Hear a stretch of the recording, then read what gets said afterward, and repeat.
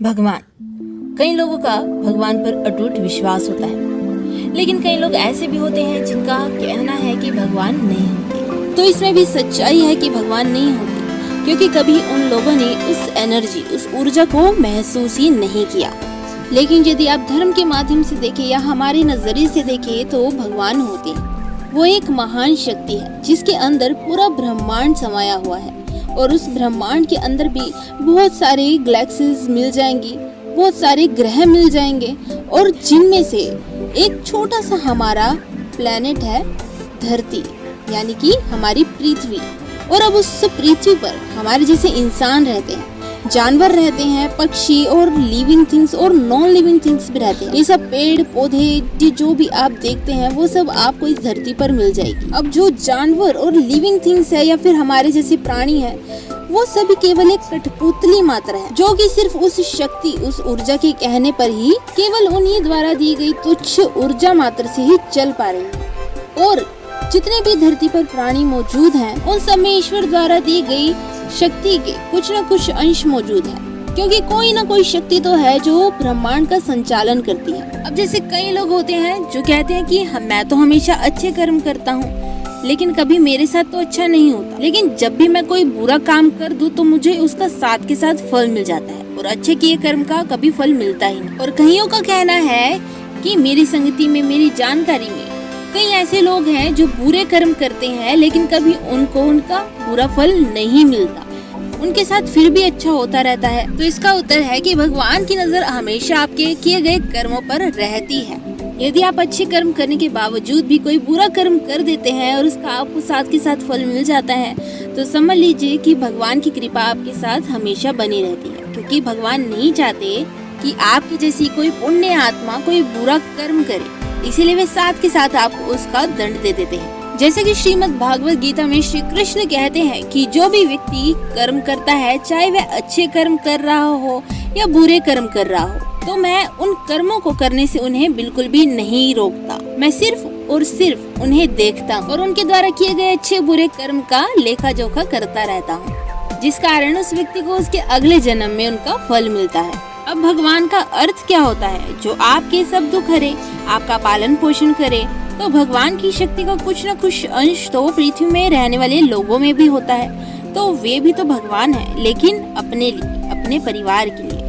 वे उसी भगवान द्वारा दी गई शक्ति के द्वारा ही अपने परिवार का अपना पालन पोषण कर पाते हैं। अब जो वो महान शक्ति है जिसे आप भगवान के रूप में जानते हैं, ईश्वर, वो तो सुप्रीम गॉड है, क्योंकि पावर तो किसी ऑफिस या कंपनी के मैनेजर में भी होता है। लेकिन जब कोई बड़ी परमिशन या फिर कोई समस्या हो जाती है, तब तो वे भी अपने बॉस के पास ही जाते हैं ना।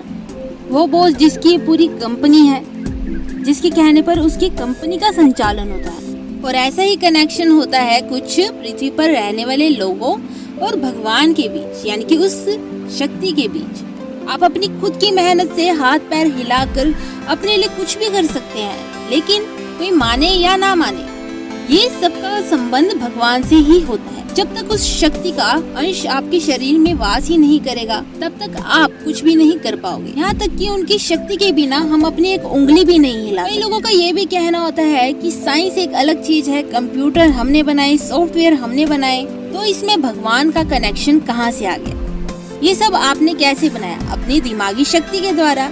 लेकिन यदि आपके दिमाग में कोई शक्ति ही नहीं होगी, सोचने समझने की कोई बूझ ही नहीं होगी, तो फिर आप अपने दिमाग को बिना चलाए कुछ भी कैसे कर सकते हैं? इसीलिए भगवान को जानने का नजरिया नहीं, एहसास चाहिए। अब आप उस सुप्रीम शक्ति को कैसे देखते हैं, वो आपके ऊपर डिपेंड करता है, क्योंकि जब किसी शक्ति को हम पूजते हैं, उनके साथ बहुत अटैच्ड हो जाते हैं, उन्हें अपना समझने लगते हैं, और फिर आप अपनी ही कल्पनाओं में उन्हें इमेजिन करने लगते हैं। और वैसे तो बहुत ही कम ऐसे लोगों के साथ होता है जब वो शक्ति आपको दर्शन देकर जाए, क्योंकि ऐसा पॉसिबल ही नहीं है कि आप बैठे हैं तो आपके सामने वो आए जिनकी आप पूजा करते हैं, क्योंकि वो शक्ति आपकी सोच से भी बहुत ज्यादा बड़ी होती है, और आपकी आंखें इतनी महान और दैवीय नहीं है कि वो शक्ति आपके सामने आए। लेकिन जो कल्पना आप अपने मन मस्तिष्क में करते हैं उनके लिए, जिस प्रकार उनको रूप देते हैं, वो उसी ही रूप में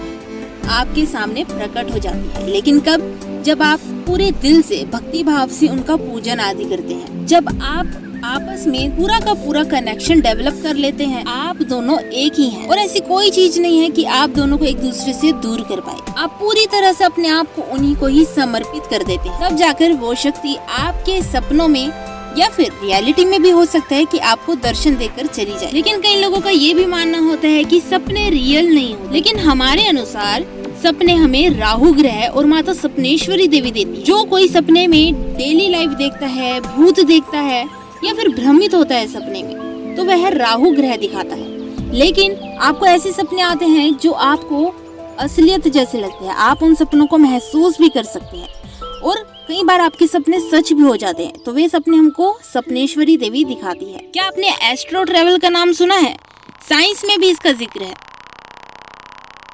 और उस दौरान कई बार हम ऐसी शक्तियों के समीप भी पहुंच जाते हैं जिनसे हम बात भी कर सकते हैं और तब आप अपने सपनों में ही एक अलग सा अनुभव प्राप्त कर पाते हैं। वैसे भी जब आप उस शक्ति को याद करके, भगवान को याद करके कई बार रो पड़ते हैं, आपकी आंखों से आंसू आ जाते हैं, तो इसका मतलब ये है इस दौरान आप दूसरी दुनिया में पहुंच चुके हैं, जब आप गहरे सपनों में होते हैं,